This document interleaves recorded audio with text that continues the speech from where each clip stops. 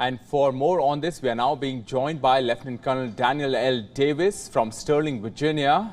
He is a military expert and senior fellow for defense priorities. Thanks very much, Colonel Davis, for speaking with us. Thanks for having me. Sir, let's begin by asking you, the European Union has proposed this new tool to limit trade with third countries. What can you tell us about the practical implications of this move?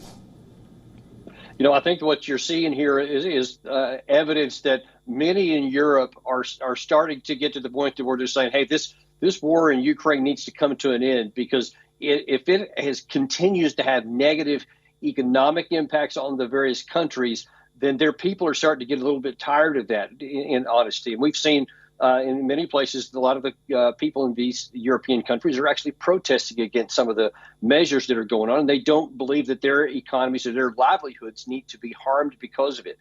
Moreover, I think that they're starting to see that there's not much further Ukraine can go on the ground militarily.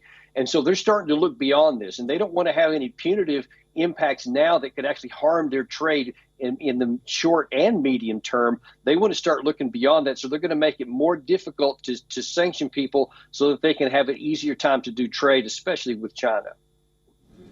Right, sir. Another point here is that it appears that the EU is now, as you mentioned as well, trying to strike a balance, also prioritize striking a balance here when it comes to third countries. Beijing, as we know, has emerged as a major global power here. How effective do you think this move would be when it comes to taking a strong position, especially in the backdrop of the war in Ukraine? I don't think that they're going to. I don't think the European Union is going to strike a hard position on China because, China, they just had their foreign minister on a tour of many European countries. They've got some other peace talks going on now, and you can be assured that there's more than just peace talks going on between China and the members of the European Union.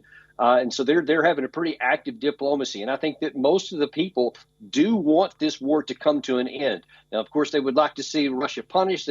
Ideally, they would like to see Russia defeated. But I think they're starting to come to the realization that there's not a big prospect for a military defeat of Russia right now.